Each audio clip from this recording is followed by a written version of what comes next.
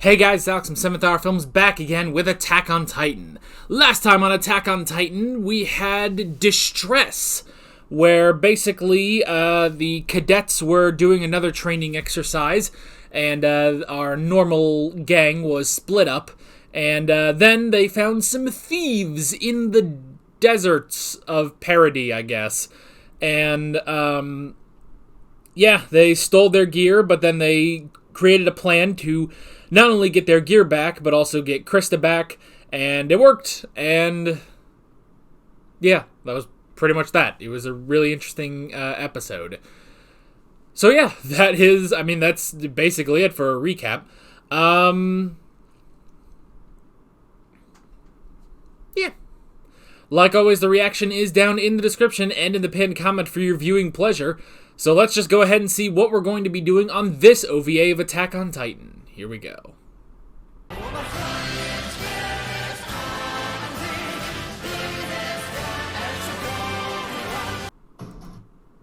Wow. Okay, it had a preview for the next episode. That's funny. Alrighty, that is OVA number 4. Interesting. The origins of Captain Levi. Okay, interesting stuff here. Very, very interesting. You know, the most we had heard... Well, okay, we had seen some stuff, with how Kenny found him and, kind of raised him, at least for a little bit, taught him how to fight, and then eventually left him. So now we're filling in more of the gaps of how he gets into the Scout Regiment, which is interesting. And yeah, because the most we heard about that was just from Petra saying, the main story is that Erwin dragged him to the Scouts kicking and screaming, So, very, very interesting stuff, definitely. And yeah, honestly, it makes sense. I love this as a part 1, I love that this is a 2-part, no, we have to do something big here.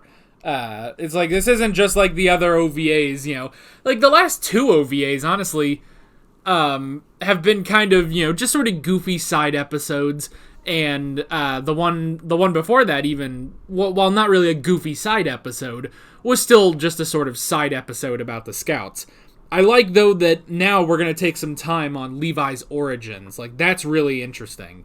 So, Captain Levi Ackerman, or, honestly, at this point, just Levi. Interesting. So, it's interesting to see the underground, definitely, Because we've never gotten a whole lot of that, I don't think, just sort of flashes of it, but it's a very interesting idea, Now, at first, the first time they ever mentioned the underground, I thought, oh, geez, it's like the ancient catacombs of old Ba Sing Se. But no, it's very interesting. So they call it a failed immigration plan, which is interesting. So I'm assuming that, they dig a hole, put up a couple shitty buildings, and, anyone who isn't a citizen is sent here, and I guess even that still holds true, but yeah, nobody born underground is a citizen, which is interesting. And it's interesting how they do mention the sort of science, or the physical problems of living underground your entire life, is that, eventually, lack of sunlight affects your legs, which is interesting. And that is a big problem in the underground, and that is currently happening to their friend Jan, which is very interesting. So, yeah. And honestly, yeah, I'm sitting here look, okay, you see these big blackout curtains I've got here? Yeah, at night, those are closed, and in the morning, they are definitely closed. We've actually...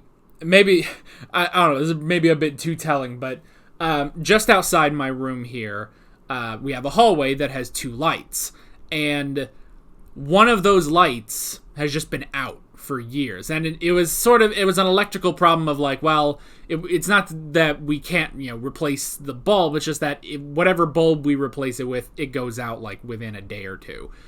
Whole electrical thing, whatever. But for years upon years, and I mean like 3 maybe, only one of those lights in the hallway has been working. Finally, we got, an electrician out here. We basically, I think the whole thing was we put in an LED. Now it works. So we have 2 lights in our hallway now. And I fucking hate it. I hate it. I hate how much light there is. Now, during the day, it doesn't bother me, but at night, it is too bright, It is way too bright. So I'm sitting here watching this like, oh, an underground place. That seems kind of nice. But I'm saying that as a guy who lives, I live in the middle of the United States where, there is sunlight abound, Like, cloudy days, not very often here. So I'm sitting here thinking, man, an underground place, that'd be kind of interesting.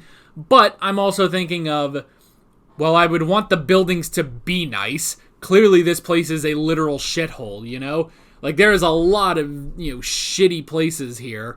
And on top of so there's probably, because you're all trapped in this hole, there's probably disease up the wazoo, like it's all crazy and shit.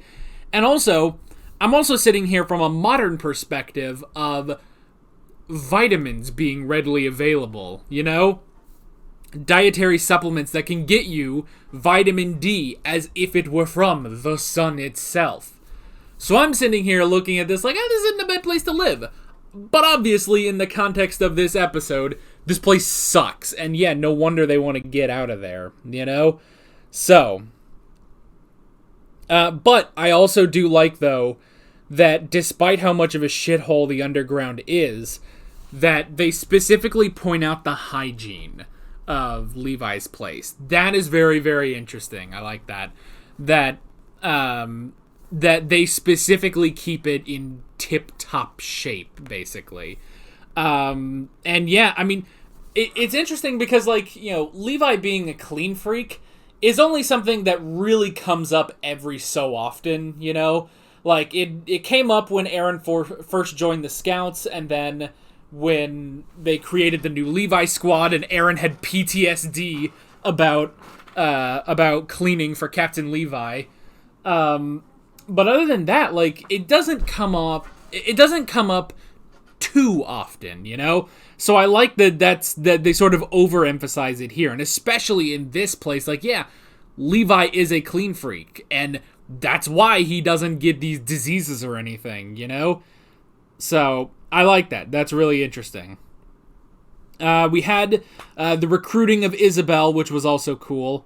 Because, yeah, you would almost think that Levi just wouldn't allow her to show, wouldn't allow her to stay there.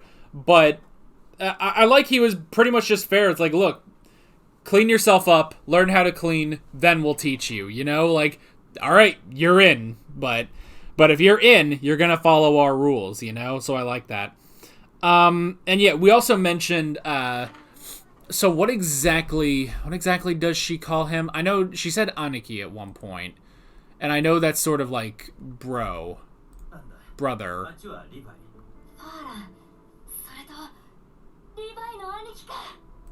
Okay, I think that's just a variation of that.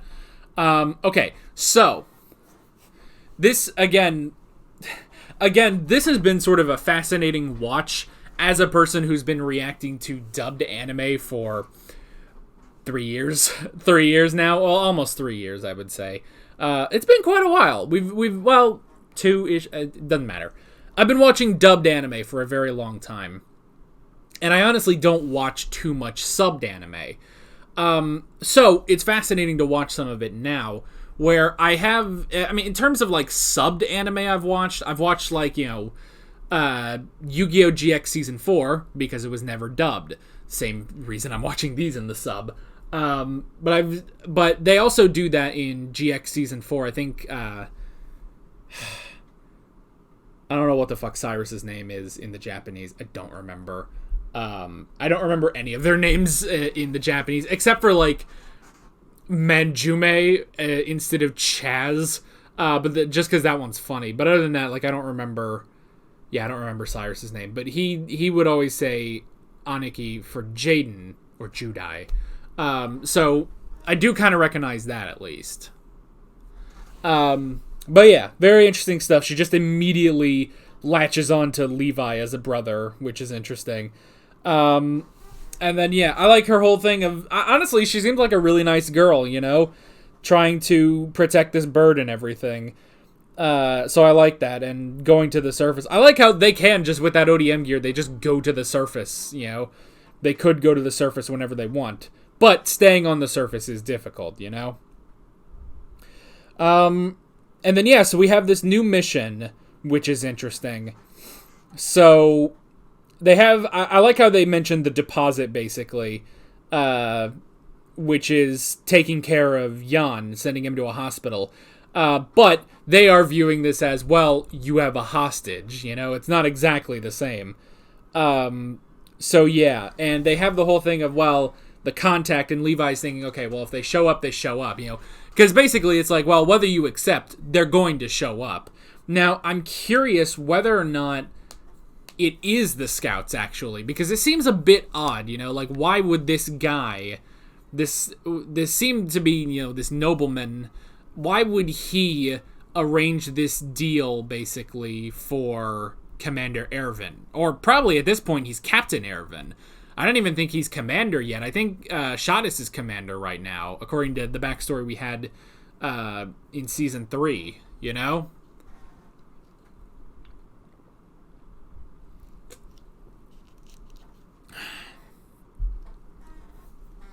So at this point, Ervin, I think, is just Captain Ervin. And, like, I understand him going and wanting to recruit Levi, because Levi is... I mean, he's that good, you know? Now, granted, yes, he was beaten. He was beaten by Ervin and Mike, I don't remember which one it is. It's probably, in the Japanese, I think it's Mike, actually. I think someone pointed that out. But still, he's really, really good. So I understand, you know, Ervin wanting to use that for the scouts. And that's the thing, you know, because you can kind of look at this like, well, it's the same thing that he did with Eren, you know?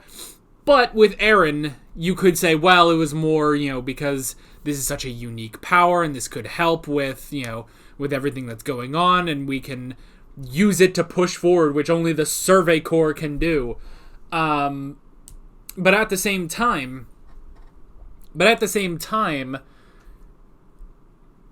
honestly, it's not really a selfish thing both times. It really is. He's trying to, especially here, because he's not the commander. Because he's not the commander, Shadis is. He really is genuinely looking for advantages for the scout regiment. You know? Like, that's the thing. So I do like that. And yeah, the scouts were here, and I like how they say, like, yeah, the scouts are that good. You know, they can outrun the military police, but the scouts are that good, you know? Which, I like that. I really like how they sort of put the scouts a level above when it comes to ODM gear, because they have to be, you know? Especially the veterans are that good because they're the ones who escape all the Titans, you know? Like, they are that good. They have to be that good. So, I like that. And we did get the confrontation between Ervin and Levi, which was pretty cool. I'm still curious how old they are. Ervin doesn't look any younger, but Levi does look a bit younger. I don't know. I don't know if he's supposed to be, like, Eren's age, maybe? Like, when we started, if he's supposed to be, like, 15 here, or if he's supposed to be older or not. I'm not really sure. He may honestly not be too much older. I don't know. I'd be curious to see. Let me know in the comments how old the characters are here. So, compared to, let's say, Season 1. We'll say Season 1 of Attack on Titan. So, yeah. Be curious about that. We had the questioning, which was interesting. And yeah, just the fact that these kids, basically, are self-taught with ODM gear, and they're that good, you know? Like, that's pretty interesting. And yeah, just at the end where it's like, look, I will, you know, basically give Levi, I'll give you a pardon for all of your crimes if you join me in the Scout Regiment. And I like that, honestly, without hesitating, really, he just says, okay. You know, like, he asked, like, you know, what if I refuse? And it's like, well, then I'll leave you to the MPs. And Levi just says, okay. Now, another thing I'm curious about, does this offer extend to, what was it, Farlan? Yeah, Farlan. Does the offer extend to Farlan and Isabel? I don't know. It sounds like it's only extending to Levi. If it is extended to them and they join the Scouts too, well, something's got to happen to them then, but I don't know. But yeah, we have Levi joining the Scouts, which is pretty cool. And that's part one. I mean, this was just great on its own. You could probably just like cut this here and be like, yep, there you go. Captain Levi, that's how he joined the Scout Regiment. But we have an entire other episode about this story, which is pretty cool. So yeah, next time around we'll see what goes on, what happened next to young Levi. So yeah. With all that being said, I'm Alex from 7th Hour Films, and I will see you guys next time. Take care. Alright guys, thanks for watching this video. There's a bunch of links on screen if you want to go click around to any of those. There's a playlist for all of my Attack on Titan reactions, as well as another video you can go click on if you want. There's also a subscribe button and a Patreon button on screen, as well as other links in the description if you want to go check out any of those. See you guys later.